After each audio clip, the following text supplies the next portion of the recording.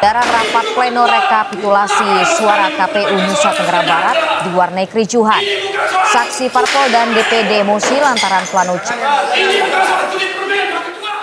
Rapat pleno rekapitulasi perolehan suara tingkat Kota Tanjung Pinang yang digelar KPU ricuh.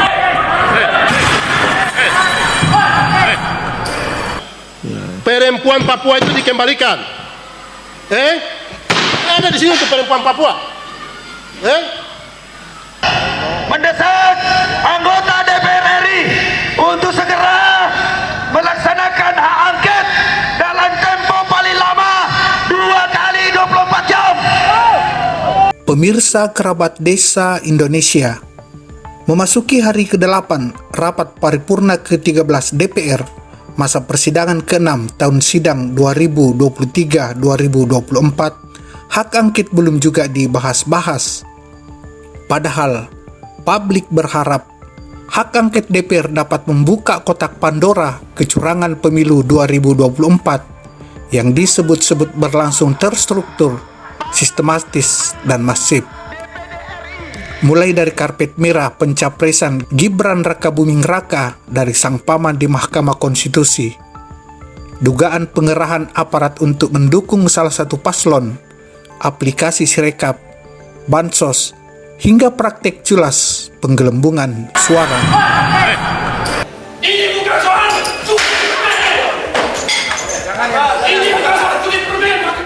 Bukan hanya masyarakat awam, aktivis dan kalangan akademisi, sejumlah tokoh nasional pun angkat suara mengenai hak angket. Sebut saja Din Samsudin, Ketua Umum Pengurus Pusat Muhammadiyah, atau Fahrul Razi, mantan Menteri Agama. Keduanya bahkan menginisiasi pembentukan Gerakan Penegakan Kedaulatan Rakyat atau GPKR tidak tanggung-tanggung.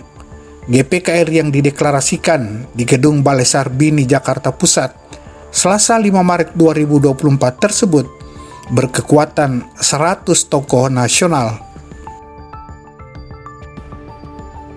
Salah satu misi yang digadang-gadang Din Samsudin dan kawan-kawan adalah pemaksulan Presiden Jokowi melalui hak angket. Mereka menilai Jokowi berperan di balik kecurangan pemilu 2024.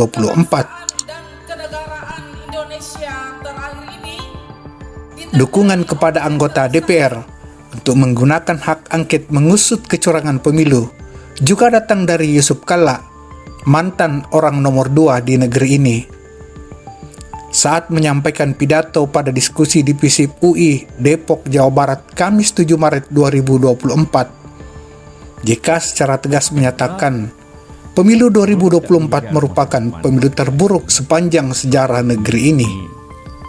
JK khawatir jika pemilu terburuk ini terus dibiarkan, kemungkinan Indonesia akan kembali ke zaman otoriter. Nah, sekarang kita baru saja melewati suatu cara pemerintah demokratis dengan pemilu ini, yang bagi kita banyak pihak yang menilai bahwa ini perlu dikoreksi, perlu dievaluasi.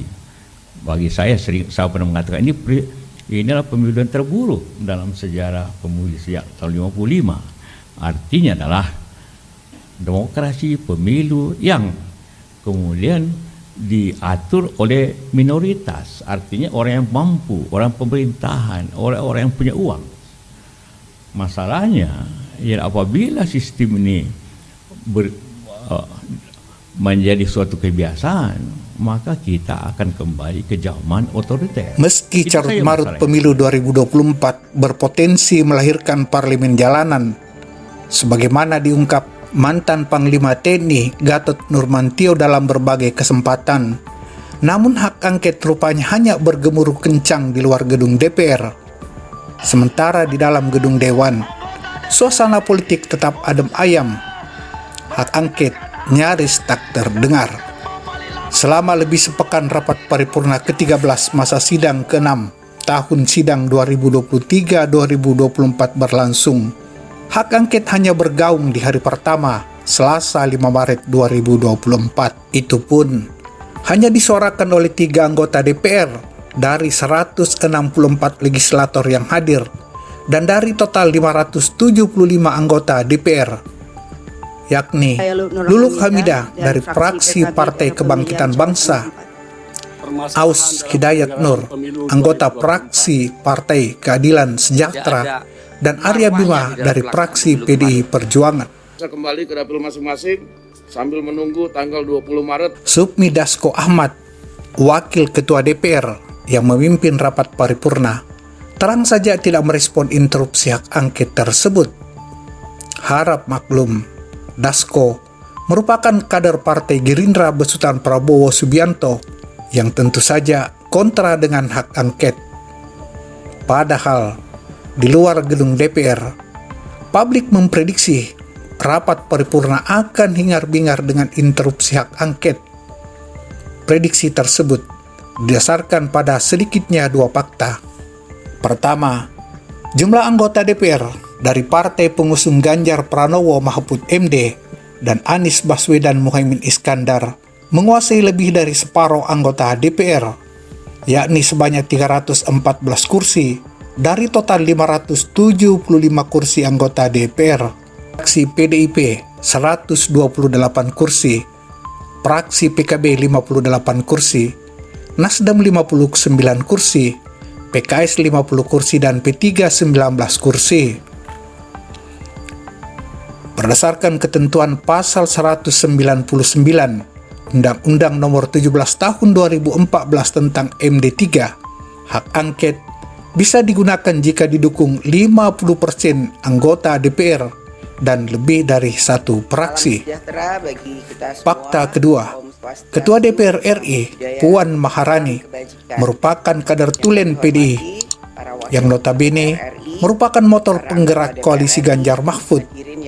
Dan sekadar informasi, Capres Ganjar Pranowo lah yang paling pertama menggulirkan hak angket beberapa hari setelah Pilpres 14 Februari silam. Namun, bukannya mensupport usulan hak angket dalam pembukaan sidang paripurna, Puan Maharani justru terbang ke Paris, Prancis untuk menghadiri Women Speaker Summit 2024 atau KTT Ketua Parlemen Perempuan Dunia, yang membuat geger. Puan dalam suratnya yang dibacakan Wakil Ketua DPR Dasko justru menulis sejumlah pesan etika politik, salah satunya soal kesiapan menang atau kalah dalam pemilu. Pemilu sebagai kompetisi, maka menang dan kalah selalu ada dalam pemilu. Kita dituntut untuk memiliki etika politik, untuk siap kalah dan siap menang.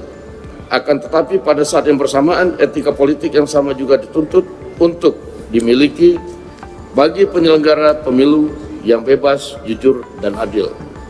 Etika politik untuk siap kalah dan siap menang harus Sikap Puan tersebut membuat sejumlah kader PDIP kecewa, di antaranya Forum Kader PD Perjuangan se-Jabodetabek.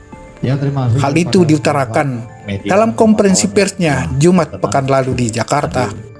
Kami yang terdidik, terlatih di dalam kader partai saat ini memohon minta maaf, menyesal atas tindakan kelakuan Ibu Puan yang menjadi ketua DPR, meninggalkan arena pertarungan daulat rakyat. Dia lebih penting pergi ke negara lain, padahal dia adalah petugas partai yang seharusnya mewujudkan.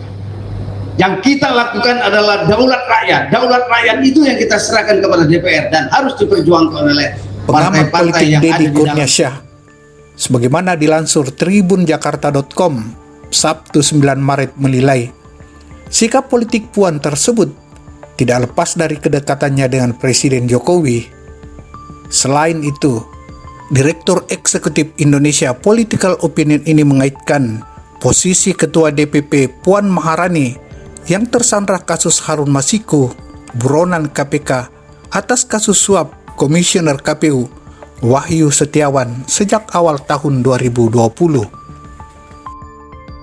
Tak hanya PDIP yang belum mengambil sikap, Partai Nasdem, motor penggerak koalisi perubahan yang mengusung Anies Baswedan Muhaimin Iskandar, hingga Senin 11 Maret 2024 juga belum menyatakan sikap resmi terkait hak angket. Padahal, dengan 59 kursi di DPR, Partai Nasdem bisa menjadi salah satu penentu. Lantas mengapa partai besutan Surya Paloh tersebut masih diam? Adakah kaitannya dengan pertemuan Surya Paloh dengan Presiden Jokowi beberapa waktu lalu, atau karena masih nego-nego politik? Namun informasi lain menyebut Surya Paloh tetap berkomitmen mendorong anak buahnya di DPR untuk menggunakan hak angket. Paloh kabarnya bahkan menghendaki agar hak angket sudah diketok sebelum tanggal 20 Maret. Sementara itu, Partai Keadilan Sejahtera sampai saat ini juga masih menunggu sikap parpol lain. Ketua DPP PKS Mardani Alisera, sebagaimana dikutip media Indonesia, Senin 11 Maret 2023 menyebut PKS saat ini masih melakukan komunikasi intens. Lain halnya dengan Partai Persatuan Pembangunan yang ada di kubu Ganjar. Dalam sebuah acara bocor alus politik Tempo yang ditayangkan di YouTube terungkap perihal hak angket, partai berlambang Ka'bah ini terkesan mengambil sikap wait and see sampai dengan tanggal 20 Maret, bertepatan dengan penetapan hasil Pilpres 2024 oleh KPU. Apalagi saat ini Partai Persatuan Pembangunan masih ketar-ketir lolos atau tidak ke Senayan. Acara bocor alus politik Tempo tersebut juga membocorkan dalam posisi gamang menentukan sikap, kubu Prabowo Gibran terus merayu P3 untuk bergabung dalam koalisi Indonesia Maju. Imbalannya tentu saja kursi menteri dalam kabinet Prabowo Gibran. Mereka menilai, sebagai partai berbasis Islam, kehadiran P3 dalam pemerintahan Prabowo Gibran sangat dibutuhkan untuk mengimbangi partai berbasis Islam lainnya yang kemungkinan akan menjadi oposisi. Lantas bagaimana nasib hak angket di DPR sebelum tanggal 20 Maret 2024? Bukankah setelah penetapan hasil Pilpres, koalisi pendukung masing-masing capres-cawapres akan bubar dengan sendirinya? Boleh dikatakan, sejauh ini barulah fraksi Partai Kebangkitan Bangsa yang paling siap memperjuangkan hak angket di DPR. Bocor alus politik Tempo mengungkap sebelum Luluh Hamidah melakukan interupsi hak angket pada rapat paripurna 5 Maret 2024. Legislator asal Jawa Tengah itu sudah bertemu dengan Ketua Umum PKB Muhaimin Iskandar di rumah dinas Cak Imin. Meski tidak menjuru, namun cawapres pasangan Anies ini juga tidak melarang Luluh angkat suara soal hak angket. Saya mendukung hak angket ini kita lakukan semata-mata untuk memberikan kepastian bahwa seluruh proses pemilu 2024. Ketua DPP PKS Mardani Alisera menilai konsolidasi lintas partai dalam kubu Ganjar Mahfud dan Anies Muhaimin sangat penting dilakukan untuk menyatukan visi tentang hak angket. Dalam kondisi demikian, peran mantan Wapres Yusuf Kalla dinilai sangat penting untuk mempertemukan para ketua umum partai pro hak angket. Memutuskan